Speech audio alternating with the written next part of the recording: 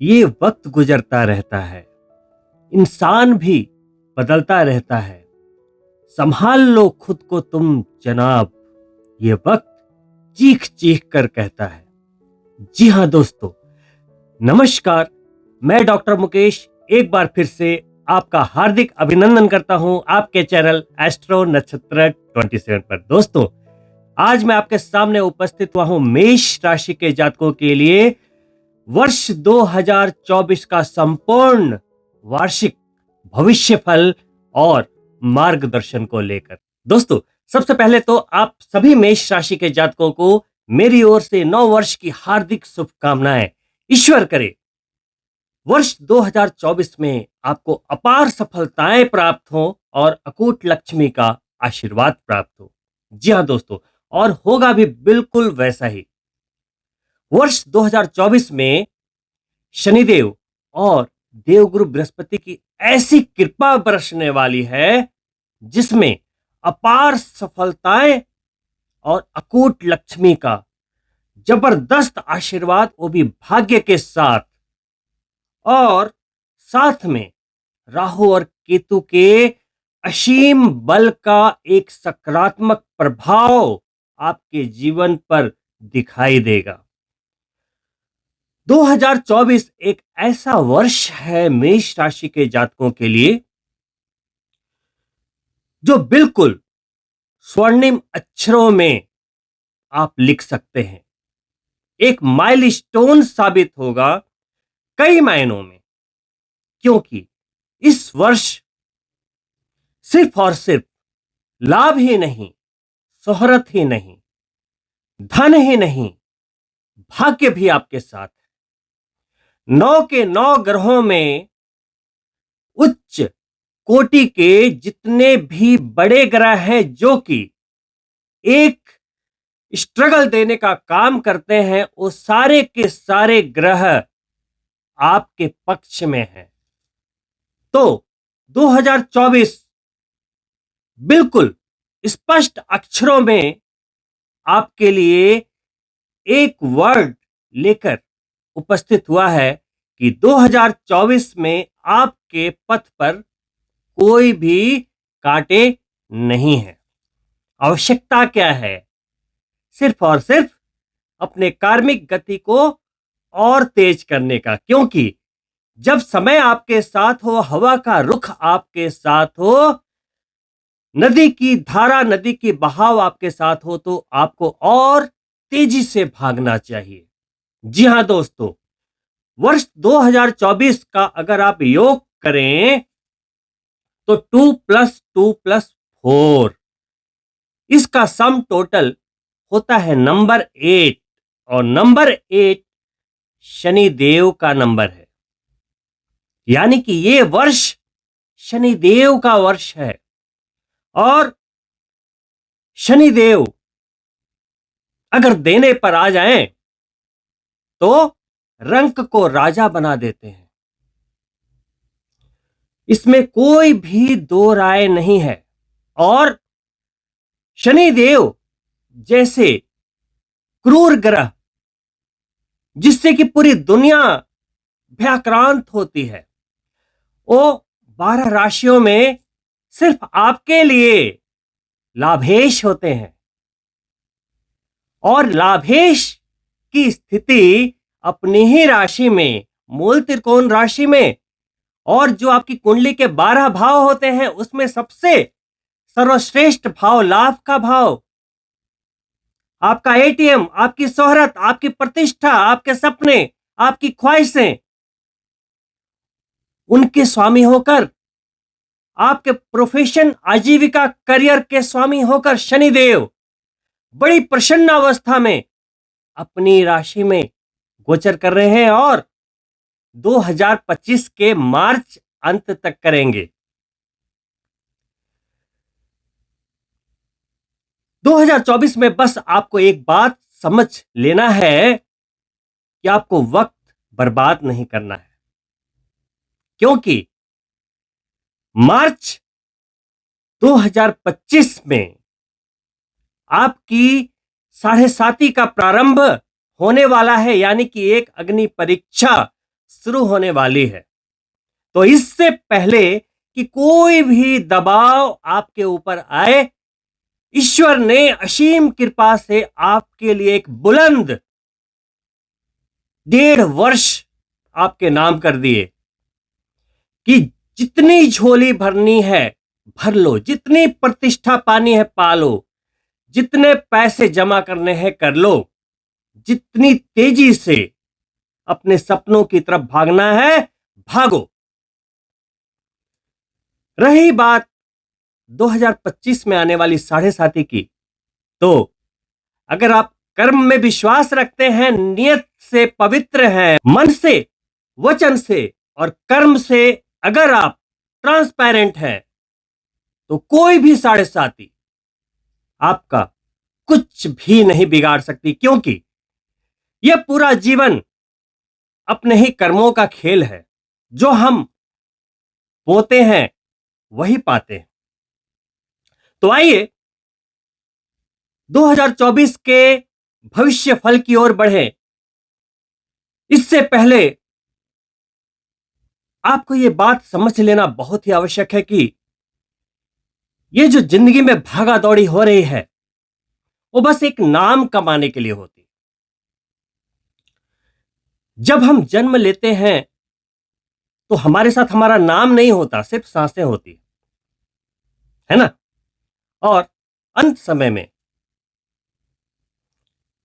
सिर्फ नाम ही रह जाता है और सांसें जुदा हो जाती है। तो इन सांसों से उस नाम तक का सफर ही जिंदगी है। द मैसेज इज कि सिर्फ इस नाम कमाने के दौड़ में आप जो हर दिन की जिंदगी है उसको जीना ना भूलें। अपने सपने और ख्वाहिशें जरूर पूरी करें, लेकिन अपने लिए वक्त निकालें, अपनों के लिए वक्त निकालें, क्योंकि ये भागा दौड़ी तो पूरी जिंदगी चलती रहेगी। अगर पूरे वर्ष में अपनी सफलता का प्रतिशत देखना है तो सबसे पहले वार्षिक भविष्य फल में छोटे छोटे ग्रहों को ना देखकर सिर्फ बड़े 4 ग्रहों की स्थिति देखनी चाहिए। वो है शनि, दूसरे नंबर पे बृहस्पति, तीसरे नंबर पे राहु और चौथे नंबर पे केतु। मेरा ये वीडियो आपके जन्म चंद्रमा मेष राशि पर आधारित है। दोस्तों, कोई भी व्यक्ति कोई भी कार्य करता है, चाहे वो छोटा हो या बड़ा, उसमें सिर्फ एक ही बात छिपी होती है कि वो कार्य रिजल्ट ओरिएंटेड होना चाहिए, यानी कि उस किए गए कार्य से लाभ होना चाहिए।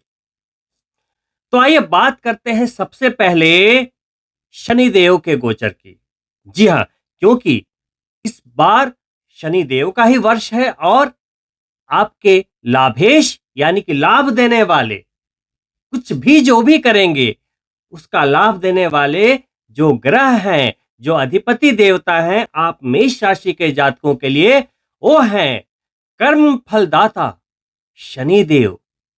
शनिदेव की निगाहें आपके सूक्ष्म से सूक्ष्म कार्मिक गति पर होती है और उसके अनुसार आपको आपके किए गए कर्मों का लाभ मिलता है। वो चाहे नौकरी हो या बिजनेस हो या कोई परोपकार का काम या कोई भी नेगेटिव काम, किसी की चुगली करना, किसी का हक मारना, किसी को कष्ट देना या किसी की मदद करना, किसी डूबते के लिए तिनके का सहारा बनकर उसकी नैया पार लगा देना, ये जो छोटी छोटी बातें हैं, उन सारी छोटी और बड़ी बातों को मिलाते हुए शनिदेव आपको आपके कर्मों का रिजल्ट देते हैं। अगर आप मेष राशि से काउंट करें तो शनिदेव की 2 राशियां होती है, नंबर 10 और 11, यानी कि मकर और कुंभ। तो मेष राशि से काउंट करेंगे तो 10 नंबर यानी कि जो आपकी आजीविका का भाव होता है, प्रोफेशन का भाव होता है, करियर का भाव होता है, आपका कर्म भाव। दशम भाव के अधिपति हैं शनिदेव, यानी कि आप मेष राशि के जातकों के लिए सबसे महत्वपूर्ण ग्रह। और अगली राशि होती है कुंभ, जो शनिदेव की मूल त्रिकोण राशि है, जहां पे अभी शनिदेव का गोचर है, करंट पोजीशन में है। मूल त्रिकोण राशि में। तो शनिदेव अभी अपने घर में है, तो अगला जो घर होता है प्रोफेशन आजीविका के बाद दशम के भाव, वो है एकादश। तो वो है लाभ का भाव, हमारी ख्वाहिशें, सपने, अचीवमेंट्स, जो भी चीजें हमें प्राप्त होती है जिंदगी में कठिन मेहनत के बाद, वो लाभ शनिदेव के हाथों में है। हर समय हम लोग एक ही बात कहते हैं कि हमने बड़ी मेहनत से कार्य किया, बड़ी मेहनत से कार्य किया, लेकिन उसका लाभ नहीं मिल पाया।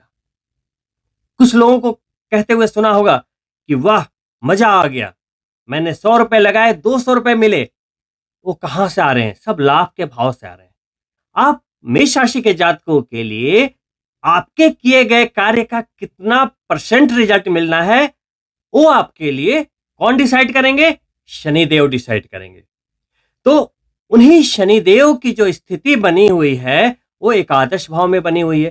पूरे वर्ष जो शनिदेव की स्थिति बनी रहेगी वो आपके एकादश भाव में ही बनी रहेगी, लेकिन उनकी जो गति है या जो फ्रीक्वेंसी है उसमें थोड़ी सी बदलाव 2024 के कुछ महीनों में होनी है। फ्रीक्वेंसी जो मैंने बोली, जो उनकी रश्मि बोली, उसका बदलाव उनके अस्त होने से छीन पड़ेगा, कमी आएगी, और वहीं फिर जब वो वक्री होंगे तो उनके प्रभाव में वृद्धि होगी।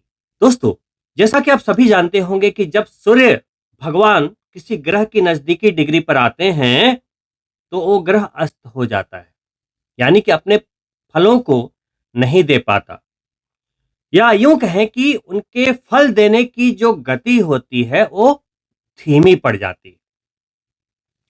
अब आप सभी को पता होगा कि कुंभ राशि में जहां पे शनिदेव गोचर कर रहे हैं, वहां पे सूर्यदेव का जो गोचर होगा वो फरवरी के मध्य में होगा। तो 17 फरवरी से 26 मार्च तक, नोट कर लीजिए, 17 फरवरी से 26 मार्च तक शनिदेव अस्त रहेंगे।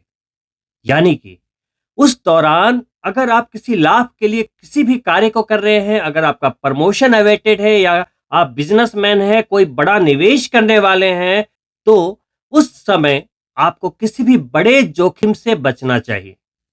दोस्तों, वहीं 30 जून से 15 नवंबर तक करीब करीब 139 डेज शनिदेव वक्री हो जाएंगे, जो कि हर साल होते हैं। इन छोटे मोटे बदलावों के साथ पूरे वर्ष शनिदेव कुंभ राशि में बड़ी प्रसन्नता के साथ विराजित हैं, शोहरत के भाव में, लाभ के भाव में, प्रतिष्ठा के भाव में। और इनकी 3 दृष्टियां होती हैं। पहली जो दृष्टि होती है वो होती है तीसरी दृष्टि, जो आप मेष राशि के जातकों पर ही जा रही है। तो आपके लाभ से कनेक्शन बना रही है मेष राशि का, कि लाभ किसे मिलेगा? मेष राशि के जातकों को मिलेगा। और वहां पहले से देवगुरु बृहस्पति विराजमान हैं, तो वो देवगुरु बृहस्पति से भी कंजक्शन कर रहे हैं, यानी कि देवगुरु बृहस्पति के आशीर्वाद के साथ, भाग्य के साथ शनिदेव आपको कार्मिक फल प्रदान कर रहे हैं। वहीं उनकी जो दूसरी दृष्टि है वो होती है सीधी 7वीं दृष्टि, जो कि पंचम भाव पे, लक्ष्मी त्रिकोण पे जा रही है। आप मेष राशि के जातकों के लिए जो पंचम त्रिकोण के स्वामी राशिपति होते हैं वो है सूर्यदेव, शनिदेव के पिता। तो लक्ष्मी त्रिकोण, यानी कि जहां से धन आने की संभावनाएं बनती हैं, उस लक्ष्मी त्रिकोण से शनिदेव एकादश में बैठकर सीधी 7वीं दृष्टि का संबंध स्थापित कर रहे हैं। तो आपको तीसरी दृष्टि से देखा, 7वीं दृष्टि से त्रिकोण भाव को देखा, और 10वीं दृष्टि से आपके अष्टम भाव को देख रहे हैं, जो कि अचानक का भाव होता है, सडन लॉस और सडन गेन का भाव होता है, छिपा हुआ भाव होता है। 2024 में आपके लिए शनिदेव के गोचर का ट्रांसलेशन बिल्कुल साफ है। एकादश में बैठे हैं तो पदोन्नति होगी, प्रमोशन, कुछ ऐसे अचीवमेंट मिलेंगे, पुरस्कार मिलेंगे जो कि शायद आपने सोचा नहीं था। आपको एक सरप्राइज सा महसूस होगा कि अरे ये कैसे हो गया। अगर आप बिजनेसमैन हैं, प्रोफेशनल्स हैं, सेल्फ एम्प्लॉयड है, तो आपको धन का अप्रत्याशित लाभ, अगर आप 100 रुपए की डील कर रहे हैं तो आपको 150 रुपए मिलेंगे। और ये लगातार चीजें बनी रहेगी, ये मजबूती बनी रहेगी, क्योंकि शनिदेव यहां पर 2024 के पूरे साल हैं और 2025 के मार्च तक बिल्कुल सेम रिदम में है। वहीं अष्टम से चूंकि शनिदेव का संबंध हो रहा है दशम दृष्टि से, तो आकस्मिक धन लाभ के योगायोग निर्मित हो रहे हैं। 29 ऑफ मार्च 2025 को, यानी कि 29 मार्च 2025 को शनिदेव मीन राशि में गोचर करेंगे, मेष राशि से 12वें भाव में गोचर करेंगे और आपकी साढ़े साती का प्रारंभ होगा। तो साढ़े साती आने के पहले का एक बहुत ही जबरदस्त मजबूत समय 12 महीने प्लस 3 महीने 2025 के 15 महीनों के लिए। और ये शास्त्र कहते हैं कि पूरे 30 वर्ष में जब साढ़े साती आती है तो उसके पहले के जो 1.5 वर्ष होते हैं वो गोल्डन मोमेंट होते हैं, गोल्डन पीरियड होते हैं। यानी कि आप वर्षों के बाद भी इस समय को याद रखेंगे। एक ऐसा समय 2024 के जनवरी से मार्च 2025 तक शनिदेव के ओर से। लेकिन इस समय को शानदार यादगार बनाने का अवसर शनिदेव अपने ट्रांजिट के द्वारा दे रहे हैं, लेकिन बनाना आपको पड़ेगा। आपको अगर नदी पार करनी है तो उसको सूखने का इंतजार नहीं करना है, आपको उन लहरों के पार जाना पड़ेगा अपनी युक्ति से, अपनी सूझबूझ से, किसी न किसी जरिए से। तो शनिदेव की स्थिति 2024 में सर्वश्रेष्ठ है, कोई बाधा नहीं आएगी, इसका वो प्रॉमिस कर रहे हैं, वादा कर रहे हैं। लेकिन कर्म से आपको भी क्लियर रहना होगा। अगर आप गलत कार्य करते हैं तो उसमें फिर शनिदेव के गोचर का कोई भी दोष नहीं। सीधी सी बात है दोस्तों, जैसी करनी वैसी भरनी। तो शनिदेव का गोचर आपके लिए अकूट लक्ष्मी का आशीर्वाद लेकर 2024 में आया है। बात हो गई लाभ की, क्योंकि लाभेश की बात हो रही थी। अब बात करते हैं देवगुरु बृहस्पति के गोचर की, जो कि शनिदेव के बाद दूसरा एक बड़ा प्लैनेट है और बहुत ही महत्वपूर्ण। मेष राशि के जातकों के लिए भाग्य के स्वामी होते हैं, क्योंकि नवम भाव के स्वामी है, और 12वें भाव के यानी कि विदेश भाव के स्वामी होते हैं। आप जो भी कार्य कर रहे हैं उसमें आपका भाग्य कितना साथ देगा, साथ में विदेशी भूमि पर आप सफलता के कितने झंडे गाड़ेंगे, ये सब देवगुरु बृहस्पति पर निर्भर करता है। देवगुरु बृहस्पति सिंपल शब्दों में ग्रोथ को रिप्रेजेंट करते हैं। नए जीवन की शुरुआत, किसी भी कार्य की शुरुआत, कोई भी नया प्रारंभ कौन है? वो है देवगुरु बृहस्पति। आप यूं समझ लीजिए कि देवगुरु बृहस्पति एक बीज है, एक सीड है, और शनिदेव क्या है? धरातल, कार्मिक जमीन।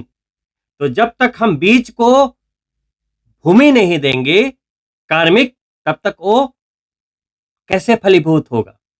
तो करंट पोजीशन में देवगुरु बृहस्पति आप मेष राशि के जातकों के जन्म चंद्रमा पर ही गोचर कर रहे हैं।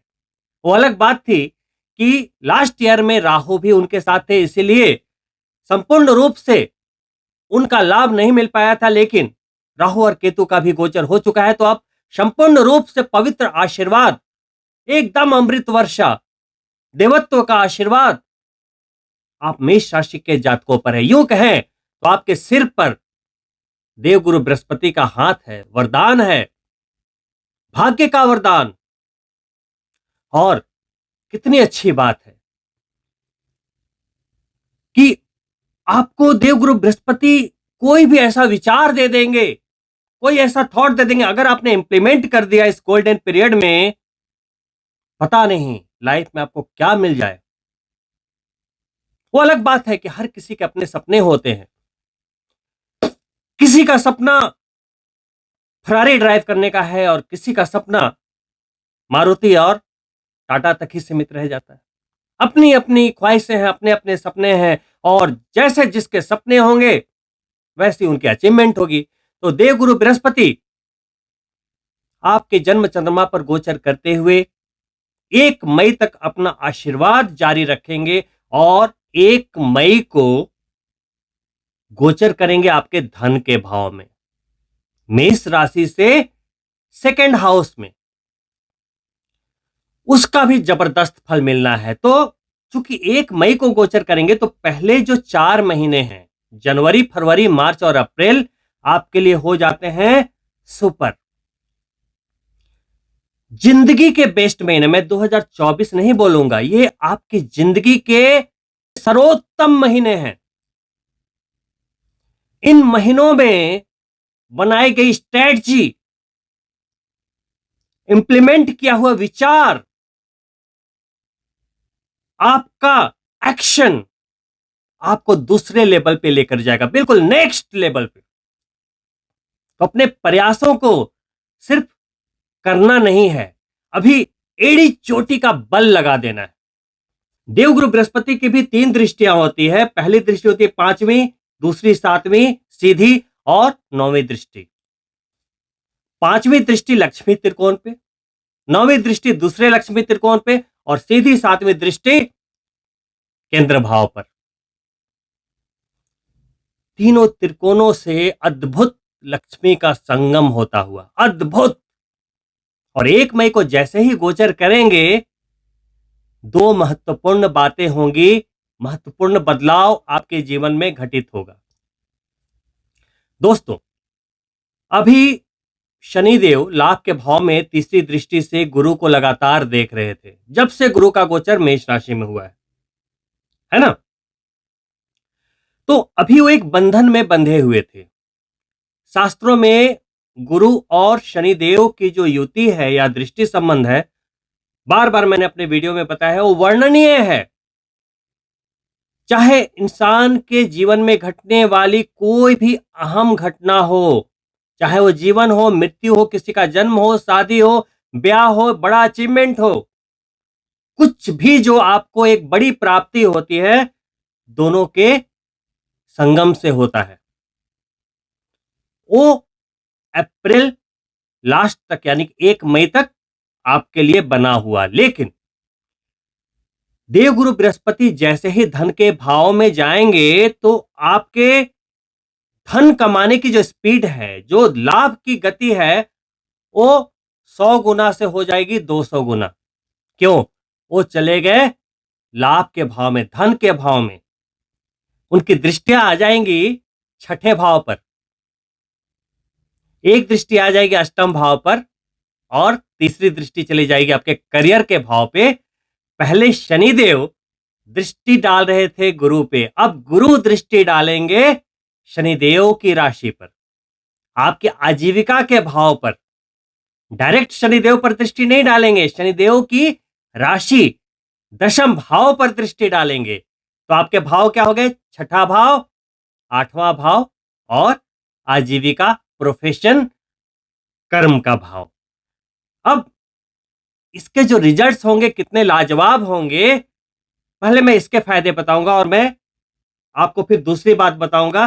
क्योंकि शनिदेव की जो दृष्टि है वो सीधा आपके लगन पे अब आएगी। अब देवगुरु बृहस्पति वहां से 1 मई को चले जाएंगे, तो उसका क्या प्रभाव होगा। तो देखिए, पहले पूरे साल में देवगुरु बृहस्पति पहले लगन भाव में, फिर सेकंड भाव में गोचर करेंगे। 2 मई से 6 जून तक अस्त रहेंगे। फिर 9 अक्टूबर को देवगुरु बृहस्पति वक्री हो जाएंगे और अगले साल 4 फरवरी तक वक्री ही रहेंगे। तो आपको पता है ना, जब कोई शुभ ग्रह वक्री होता है तो चेष्टा बल की वृद्धि होती है और उच्च के ग्रह का फल देता है। तो धन के भाव में गुरु बैठेंगे और उनकी पावर जबरदस्त रहेगी। तो रिजल्ट ही रिजल्ट, फायदा ही फायदा, एकदम ताबड़तोड़। शास्त्र कहते हैं कि सेकंड हाउस में देवगुरु बृहस्पति का गोचर धन संचय को बढ़ाता है। बहुत समय से अगर आप पैसे जोड़ नहीं पा रहे थे, अपने बैंक अकाउंट के जो बैलेंस को बढ़ा नहीं पा रहे थे, तो अब समय आ गया।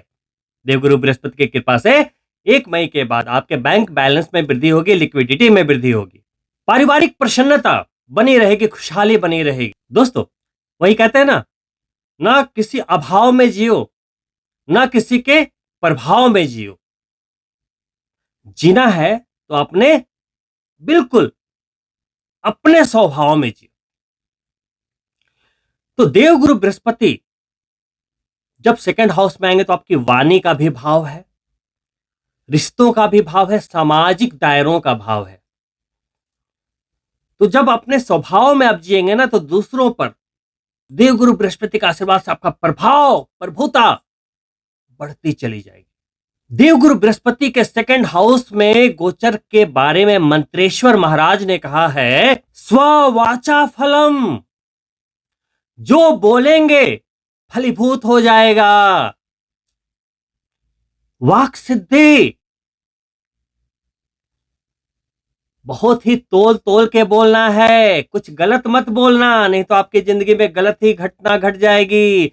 जो बोलना बढ़िया बोलना। दुख की बात यह है कि लोग अपने बारे में अच्छा सोचना, अपने बारे में बड़ा सोचने में ही उन्हें हंसी आती है, लज्जा आती है, शर्म आती है। लेकिन याद रखना दोस्तों, देवगुरु बृहस्पति अगर सेकंड हाउस में गोचर करे ना, आप जो बोलोगे वो मिलेगा। मैं नहीं कहता, मंत्रेश्वर महाराज कहते हैं, शास्त्र कहते हैं। मजेदार बात क्या है, देवगुरु बृहस्पति की जो 5वीं दृष्टि पहले त्रिकोण पर जा रही थी 1 मई तक, वो हट के आ जाएगी आपके 6ठे भाव पर, जो होता है स्ट्रगल का भाव, रोग शत्रु ऋण का भाव, आपकी दुखती रग, पश्चाताप, आंसू, छिपे हुए दुश्मन। तो अभी 6ठे भाव में कौन गया? केतु, अध्यात्म का ग्रह, रोग शत्रु ऋण को बिल्कुल जड़ से खत्म करने आया है। वहां पे देवगुरु बृहस्पति की दृष्टि आ गई, मजा आ जाएगा। जीवन के जितने भी कांटे हैं रास्ते के ना, जितने विघ्न हैं, बाधाएं हैं, स्वतः नष्ट हो जाएंगे।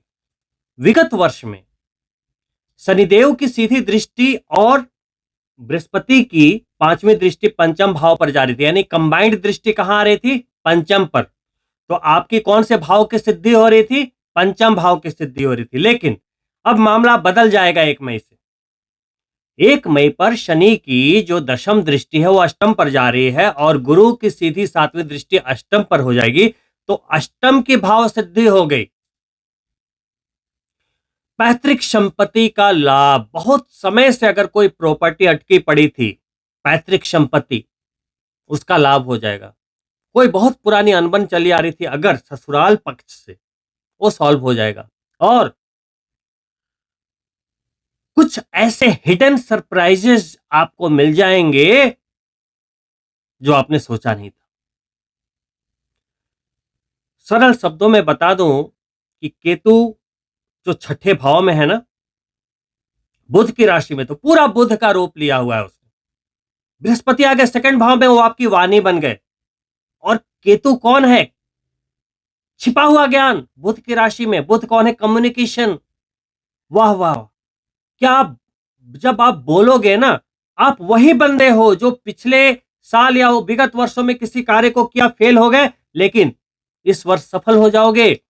बुध यानी बुद्धि, आपका टैलेंट, आपकी मेंटल एबिलिटी, वहां केतु का गोचर हो गया बुध की राशि में, 5 गुना वृद्धि कर देंगे आपके टैलेंट में, आपकी योग्यता में, कम्युनिकेशन में। गुरु आपकी वाणी में ओज भर देंगे। और क्या चाहिए?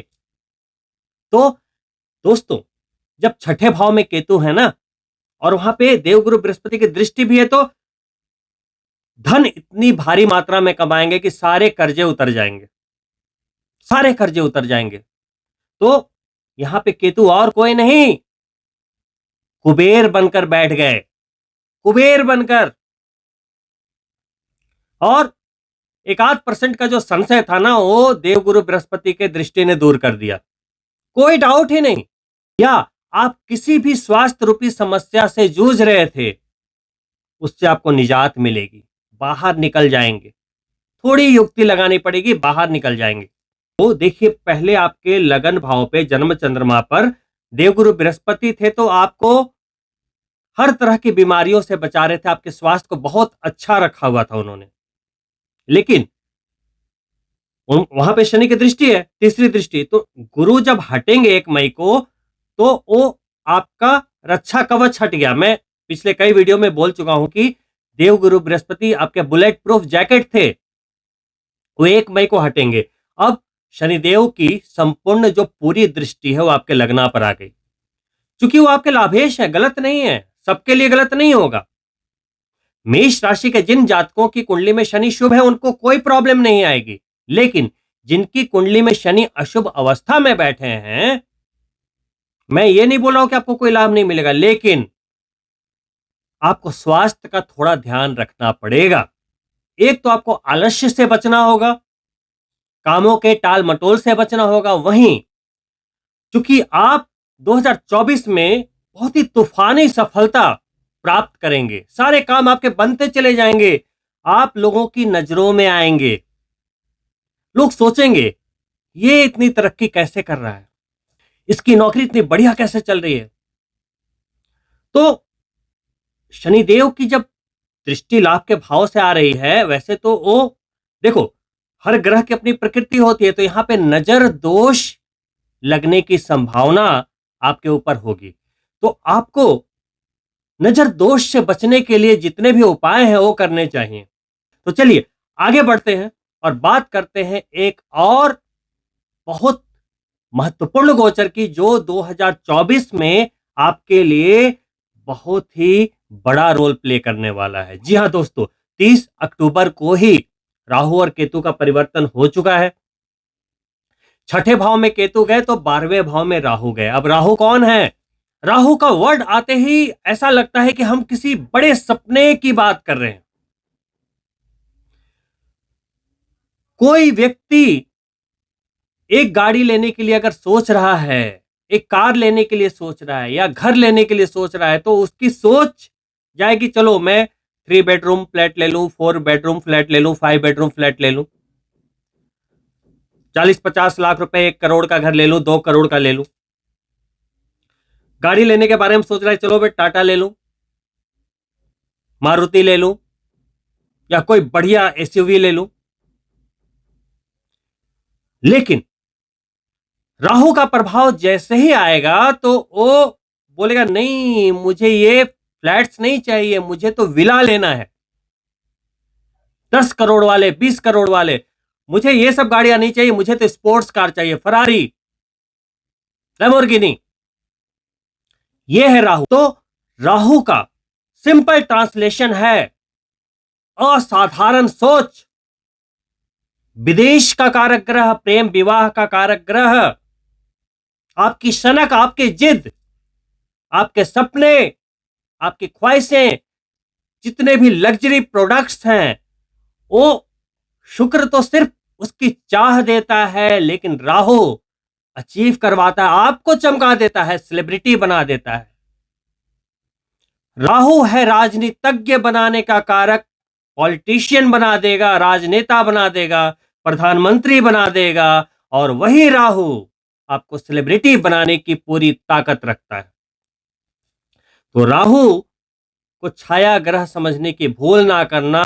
दोस्तों, अगर आपने राहु को समझ लिया ना, तो फिर आप जिंदगी में आम नहीं रह सकते, आप खास बन जाते हो। तो सिंपल सी बात है, अगर आपकी सोच बड़ी है तो आप राहु के कारक तत्वों को मैच कर रहे हो। तो अभी राहु कहां है? अक्टूबर से आ गए 18 महीनों के लिए, तो पूरा 2024 राहु 12वें भाव में बैठे हैं। आईटी प्रोफेशनल्स, विदेश में काम कर रहे लोग, वीजा से रिलेटेड कार्य कहीं किसी का अगर अटके हुए थे बन जाएंगे। पीआर यानी कि विदेश से संबंधित हर काम बनेंगे, चाहे वो करियर हो, चाहे वहां घर खरीदने का सपना हो, चाहे विदेश जाने का सपना हो, या विदेश में कारोबार स्थापित करने का सपना हो।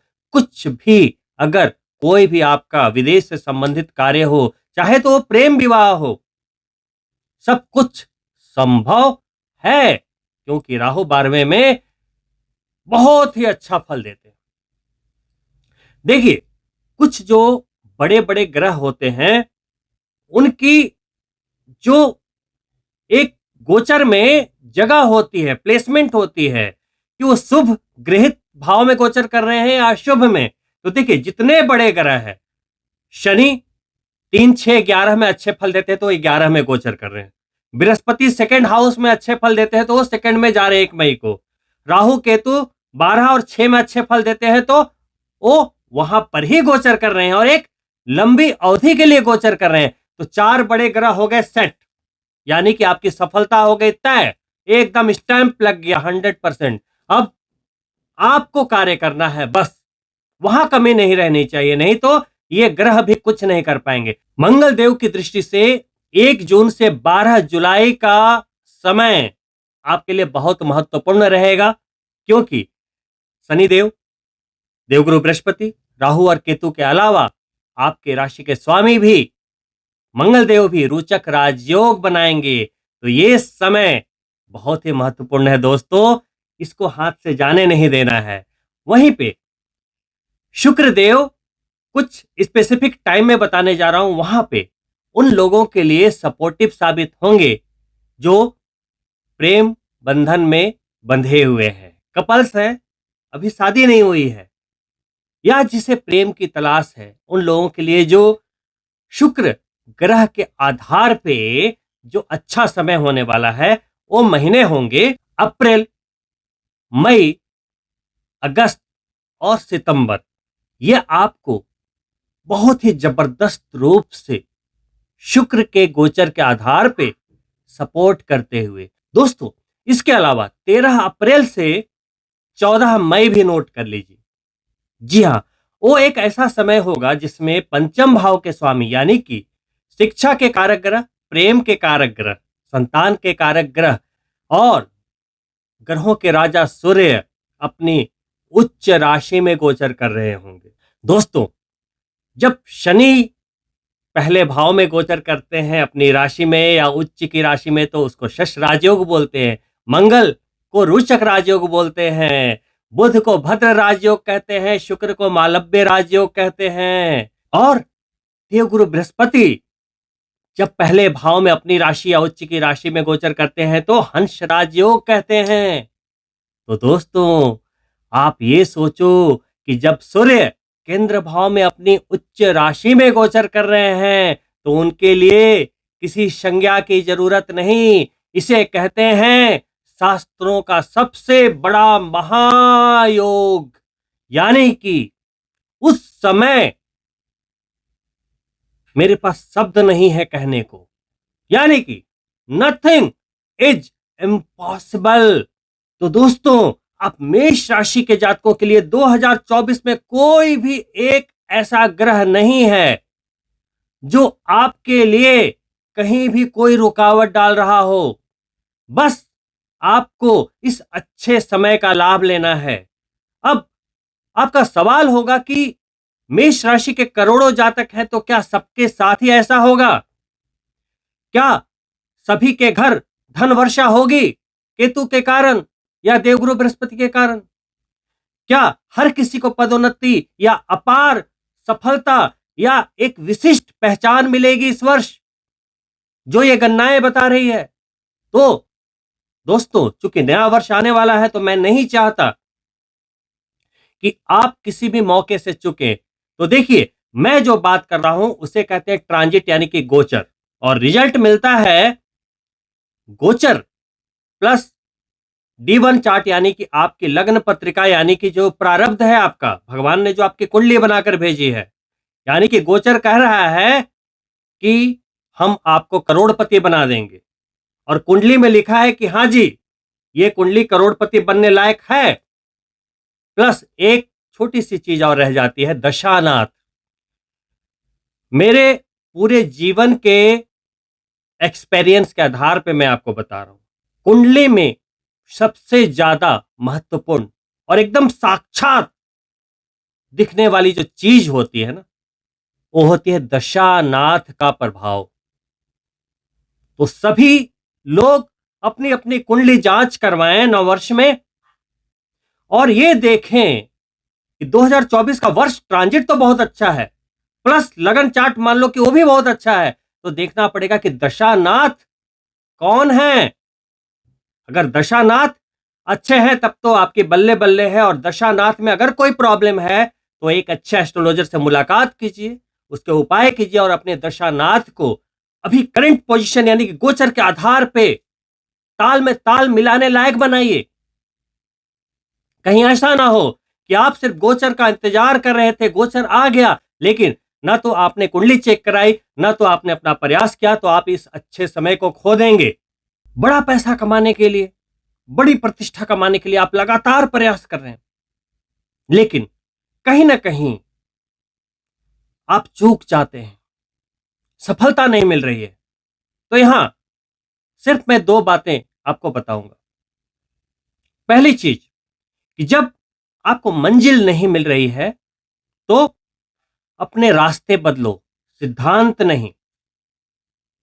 दूसरी चीज कि हो सकता है जिस जरिए आप सफलता पाने की कोशिश कर रहे हैं, प्रयास कर रहे हैं, वो आपके लिए बना ही ना हो, क्योंकि हर व्यक्ति को ईश्वर ने एक अलग तरीके से बनाया है, एक अलग यूनिक कोड दिया है।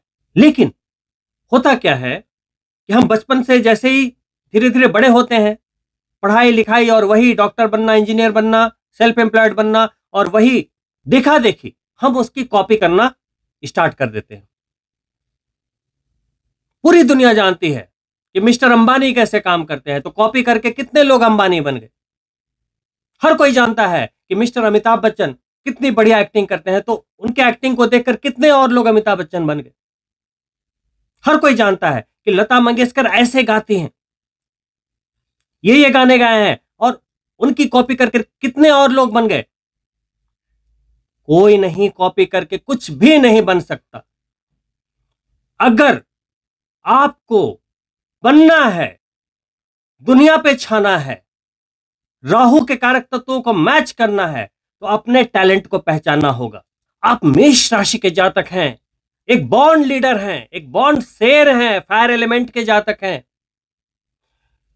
एक राजा की तरह जिंदगी को जीने के लिए पैदा हुए हैं, ना कि काटने के लिए। समस्याएं तो जीवन में आती जाती रहती है, लेकिन हर समस्या ट्रैफिक की लाल बत्ती की तरह होती है। थोड़ा सा धैर्य रखा, थोड़ी सी प्रतीक्षा की, फिर वो ग्रीन होना ही है। कभी सुना है कि किसी रात ने सुबह ना होने दी हो? तो समस्याएं हर किसी की जिंदगी में है, लेकिन हमें एक सकारात्मक दृष्टिकोण रखना ही होगा। 2024 में मेष राशि के जातकों के लिए जो मैंने ये प्रेडिक्शन बनाया है, ये भविष्यफल बनाया है, बनाते समय मैं खुद आनंदित हो गया। वाकई 2024 आपके लिए बिल्कुल किसी सपने से कम नहीं है, तो इसे खोना नहीं है। इस समय को हाथ से निकलने नहीं देना है। हर दिन सोने के पहले आपको लगना चाहिए कि यस, आज का दिन मैंने अपनी जिंदगी के लिए कुछ ना कुछ तो किया।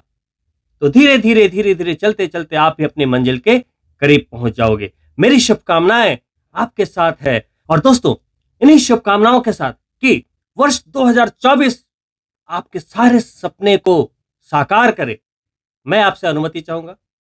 अनुरोध है कि अगर आप मेरे चैनल से पहली बार जुड़े हैं तो सब्सक्राइब करना ना भूलें, और अगर आपको ये वीडियो इंफॉर्मेटिव लगा हो, अच्छा लगा हो, लाइक करें और अपने मित्रों के लिए शेयर भी करें।